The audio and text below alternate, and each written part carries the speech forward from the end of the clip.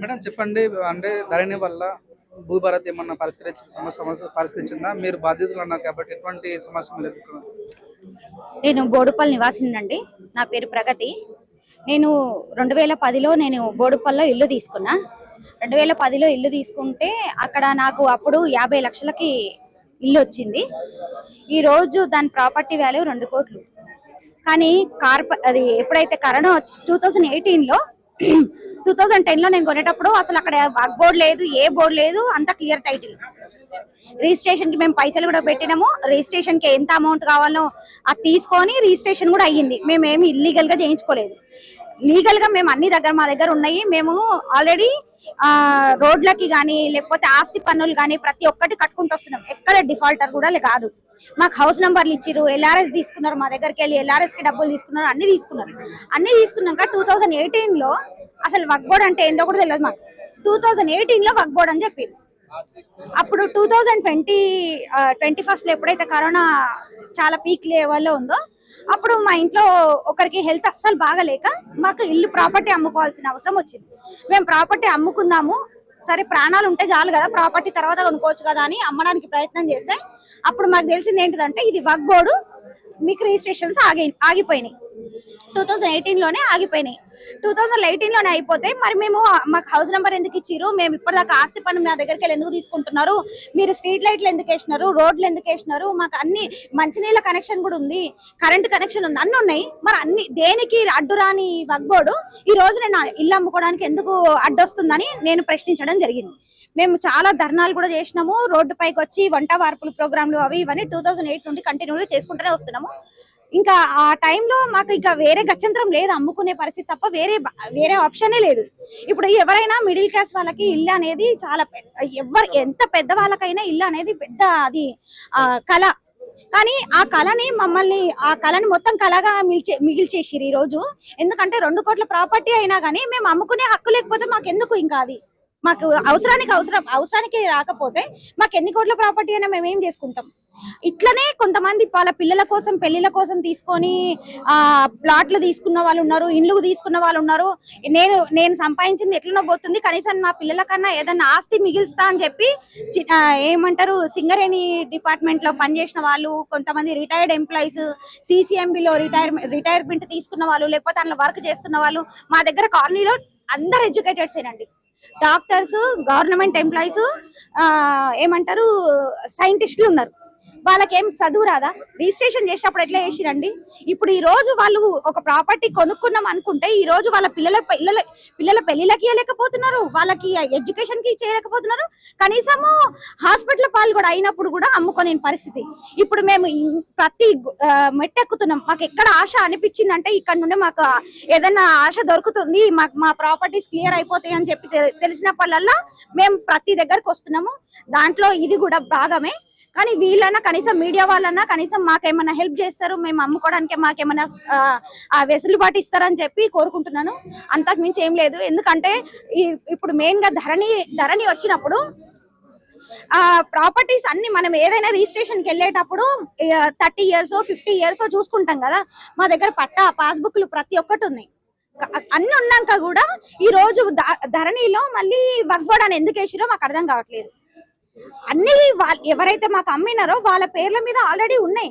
మరి అప్పుడెందుకు పాస్బుక్ ఇచ్చిరు, అప్పుడెందుకు వాళ్ళకి పట్టాలు ఇచ్చినారు. ఇంకొకటి 30 years 50 years రికార్డు ఉంది వాళ్ళకి. మరి అప్పటి నుంచి ఇప్పటి వరకు ఏది లేని 2018లో వర్క్ బోర్డ్ ఎట్లా గుర్తుకొచ్చింది? ఇట్లాంటి చట్టాలు ఏమైనా చేసేటప్పుడు కనీసము పబ్లిక్ అక్కడ 10,000 కుటుంబాలండి మా దగ్గర బోడుపల్లి మేము సఫర్ అవుతున్న వాళ్ళం. 10,000 కుటుంబాలు రోడ్డు పైకి వచ్చి రోడ్ల పైన వంటలు చేసుకొని తిన్న రోజులు కూడా ఉన్నాయి.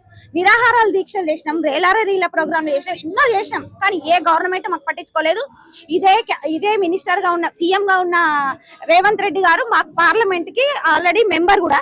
అప్పుడు మాకు ఏం చెప్పినారు, ఫస్ట్ మేము రాగానే మేము పరిష్కరిస్తాము, ఈ బీఆర్ఎస్ ప్రభుత్వం ఇట్లనే ఉంది అని చెప్పి ఎండగడతాము అని చెప్పి అవన్నీ చెప్పి మాకు ఆశలు కలిగించి మేము ఆయన కోట్లు వేసినాక ఈ రోజు సీఎం అయ్యకి అవన్నీ మర్చిపోయి మళ్ళీ దాన్ని వగ్బోర్డు కిందకనే పెట్టినాడు. ఇప్పటి వరకు 2 years అవుతుంది, కానీ ఇప్పటి వరకు దాని మీద చర్యలు తీసుకున్న దాఖలాలే లేవు.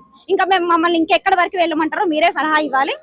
ఇంకా మాకు చావు తప్ప వేరేది ఏమీ అనిపిస్తలేదు, ఇంకా వేరే దారి అనిపిస్తలేదు. ఎందుకంటే చావు బతుకుల్లో ఉన్నప్పుడు కూడా మనకు అది అవసరం లేనప్పుడు మన పిల్లలకి ఇంకా ఏం యూజ్ అవుతుంది? అది మాకు పెద్ద కన్ఫ్యూజన్ ఉంది. చాలా మంది కూడా మేము రోడ్ల పొంటి ఇట్లా తిరగాల్సి వస్తుంది, ఇన్ని ప్రయత్నాలు చేస్తున్నాము, దాంట్లో ఇదొక ప్రయత్నము.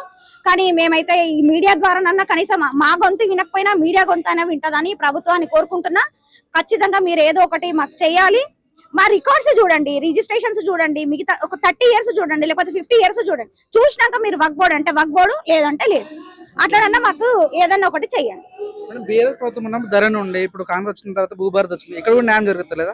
భూభారతిలో కూడా న్యాయం జరగలేదు, ధరణిలో కూడా న్యాయం జరగలేదు, మాకు ఎందులో కూడా న్యాయం జరగట్లేదు. భూభారతి వచ్చినప్పుడు, ధరణి వచ్చినప్పుడు కూడా మేము ఆ ధరణిలో సడన్ గా మాకు 2018లో అది వచ్చినప్పుడు మేము అసలు స్టన్ అయినాం. ఏంది ఇది వగ్బోర్డు, ఏంది అసలు వగ్బోర్డు అంటే ఏందో కూడా తెలియదు. ఆ పొజిషన్ లో కాదు వీళ్ళకి ఇనాం భూములు అంట, వగ్బోర్డు అంట అని మొత్తం ఇప్పుడు మేమే లెసన్ చెప్పుకునే పరిస్థితులు వచ్చేసినాం. మేమే లెక్చరర్స్ అయిపోయినాం అందులో వగ్బోర్డులు. ఇప్పుడు మా పరిస్థితి అట్లుంది. మేము మా గొంతు మీ వరకు రావట్లేదు కదా, కనీసము ఈ మీడియా ద్వారానన్నా మా బాధలని తెలుసుకోండి, మాకు పరిష్కారం చేయండి. మీరు ఏమున్నా కనీసం ఒక 50 years అన్నా 30 years అన్నా తీసుకొని ఆ రికార్డ్స్ తీసుకొని మీరు వగ్బోర్డు వేస్తారా, మరి ఏ బోర్డు వేస్తారో ఆ తర్వాత నిర్ణయం. ఫస్ట్ అయితే డాక్యుమెంట్ చూడండి, రిజిస్ట్రేషన్ డాక్యుమెంట్స్ చూడండి. నేను మల్లారెడ్డి బాధితులము. నాకు మైసమ్మగూడలో మాకు 89లో మేము ప్లాట్లు కొన్నాం సార్. మేము 648 సర్వే నెంబర్ 652 ఈ రెండుట్లో మాకు 366 ప్లాట్లు ఉన్నాయి సార్. మాది ఆ 366 ప్లాట్లలో 200 ప్లాట్లు ఆయన అప్పుడు అక్బజమ్మాన్లో ఆయన భయపడిచి కొనుక్కున్నాడు ఆయన మల్లారెడ్డి. మిగతా ప్లాట్లు అన్ని మా దగ్గర ఉన్నాయి సార్. మేము ఇప్పుడు 30 సంవత్సరాల నుంచి కొట్లాడుతున్నాము, తిరుగుతున్నాము, కానీ ఏది మాత్రం మాకు న్యాయం జరుగుతలేదు. ఏ డిపార్ట్మెంట్ పోయినా కూడా ఏ న్యాయం జరుగుతలేదు. మున్సిపల్ ఆఫీస్లో పోతే కూడా మున్సిపల్ కమిషనర్ కూడా మాకు హెల్ప్ చేయట్లేదు. రెవెన్యూ డిపార్ట్మెంట్ పోతే అక్కడ, తహసీల్దార్ పోతే అక్కడ లేదు, డిప్యూటీ కలెక్టర్ దగ్గర పోతే అక్కడ లేదు, కలెక్టర్ దగ్గర పోతే కూడా అక్కడ కూడా ఆయన ఏం చేయలేము. మేము మీరు అంతా పై లెవెల్ ఉంది మీది, మేము ఏం చేయలేము అన్నాను. ఇవన్నీ ప్రాబ్లమ్స్ తోటి మేము ఏం చేయాలో, ఎక్కడ పోవాలో మాకు అర్థమైతలేదు. ఇంత పెద్ద వాళ్ళే మాకు ఏం చేయలేకపోతుంది. ఇంకా మేము ఎవరి దగ్గర పోవాలి సార్? మాకు అసలు ఏంది అసలు? మాకు ఎల్ఆర్ఎస్ ఇస్తా అంటారు, ఎల్ఆర్ఎస్ ఇచ్చారు, L1 L2 L3 ఇచ్చారు, మళ్ళీ క్యాన్సిల్ చేయించేసారు. ఎందుకంటే వాళ్ళ పలుకుబడి ఉన్నది, వాళ్ళకు పలుకుబడి తోటి వాళ్ళు ఆఫీసర్లతో పైసలు తినిపించేసి ఏదో ఒకటి చేసేస్తున్నారు వాళ్ళు. ఈ విధంగా మమ్మల్ని ఇక్కడ కాకుండా చేస్తున్నారు సార్. మేము 90లో కొన్నామండి మేము మా ప్లాట్లు. అప్పటి నుంచి ఇప్పటి వరకు మాకు పరిష్కారాలు అయితే లేదు. ఇప్పుడు మా మల్లారెడ్డి గారు ఇప్పుడు వచ్చి మాకు అక్కడ ఇండ్లు కట్టుకున్నా కూడా మాకు కూలగొట్టేసిండు మొన్న. అయినా మేము ఇల్లు కట్టుకున్నా కూడా కూలగొట్టేసిండ్రు. ఎల్ఆర్ఎస్ ఇయ్యలే మాకు. ఎల్ఆర్ఎస్ పే చేసిన ఎల్ఆర్ఎస్ వాళ్ళు మాకు పర్మిషన్ ఇస్తలేరు వాళ్ళు.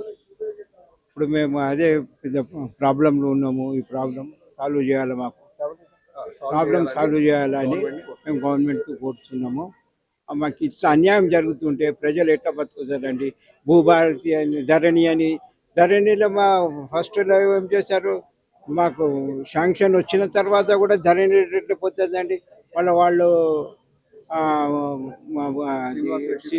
శ్రీనివాసరెడ్డి పేరు, మల్లారెడ్డి పేరు ఎట్లా ఎక్కుతుందండి? భూములన్నీ మా పేరు మీద ఉన్నాయి. ఇప్పుడు మేము 1990లో చేసుకున్నామండి. ఇప్పటి వరకు మాకు ప్రాబ్లమ్స్. ఇప్పుడు ఎన్ని సంవత్సరాలు, ఇప్పుడు ఎంతోమంది చనిపోయారు మా వాళ్ళంతా. ఇప్పుడు ఈ ఏజ్లో అయిపోయింది. ఇప్పుడు ఆయనకు 98 years అండి, ఇప్పుడు నాకు 75 years. ఇదంతా ఎన్ని ప్రాబ్లమ్స్ మాకు సాల్వ్ ఏంటండి? భూములు అంటే ఎంత అన్యాయం అవుతుంది. ఏదైనా మీరు పరిష్కారం చేసి మాకు మేలు చేయాలని మేము కోరుతున్నామండి. నమస్తే సార్, నా పేరు కళ్యాణ్ అండి. మేము ఇక్కడ ఉన్న వాళ్ళమంతా Shri Mallikarjuna Nagar colony, Maisammaguda, survey number వచ్చేసి 648, 650, 650/2 భూబాధితులం అండి. ఈ వెంచర్ 1987 నుంచి 1994 వరకు కూడా రిజిస్ట్రేషన్స్ అయినాయి. దీంట్లో 366 ప్లాట్లు చేయడం జరిగింది. అందులో 366లో ఇప్పుడు మిగిలి ఉన్న వాళ్ళము 100కు పైచిలుకుగా ఇప్పుడు మేము మిగిలిన వాళ్ళ బాధితులం ఉన్నామండి. ఇప్పుడు మా భూమి పైకి వెళ్ళేసి మా ఇండ్లు మా ప్లాట్లలో మేము ఇల్లు కట్టుకుందామంటే మాకు కట్టనిస్తలేరు. దౌర్జన్యంగా మాకేం చేస్తున్నారంటే మా ఉన్న భూములను కాస్త ఆ, ఆ, ఇది ఆ, ఇప్పుడు మల్లారెడ్డి అని అనుకోవచ్చు, వాళ్ళ బహుమర్ది శ్రీనివాసరెడ్డి అనుకోవచ్చు, ఇంకా ఇతరులు కూడా ఉన్నారు. ఆ భూ కబ్జాలో మా భూమిని కబ్జా చేసేసి మమ్మల్ని అక్కడ రానియకుండా చేస్తున్నారు. మేము ఈ విషయమై కలెక్టరేట్ వరకు కూడా వెళ్ళినాము, ఎస్ఆర్ఓస్ తిరిగినాము, తర్వాత ఎంఆర్ఓస్కి తిరిగినాము. ఎన్నో విన్నపాలు వాళ్ళకి సమర్పించినాక కూడా ఈ సమస్య పరిష్కారం అవుతలేదు. ఈరోజు ఇక్కడ భూభారతికి సంబంధించి కాన్ఫరెన్స్ జరుగుతున్నది కాబట్టి మా బాధ ఏదో వీళ్ళకి మీన్స్ ఈ కాన్ఫరెన్స్లో చెప్పుకోవడానికి అనేసి మేము ఇక్కడ వచ్చి ఉన్నాము. మా బాధను కూడా విన్నవించాము. ఈ ఈ ఈ సమస్యని ఎంత త్వరగా పరిష్కరిస్తారో అది ఎంపీ గారికి ఈటల రాజేందర్ గారికి విన్నవించుకున్నాము. ఇంకా ఇతర పెద్దలు కూడా విచ్చేసినారు కాబట్టి వాళ్ళకు కూడా విన్నవించుకున్నాము. ఇది ఎంత త్వరగా పరిష్కరిస్తారో అది ఇప్పుడు బాధితులమైన మల్లికార్జున నగర్ కాలనీకి సంబంధించిన బాధితులుగా మేము గవర్నమెంట్ని కోరుకుంటున్నాము.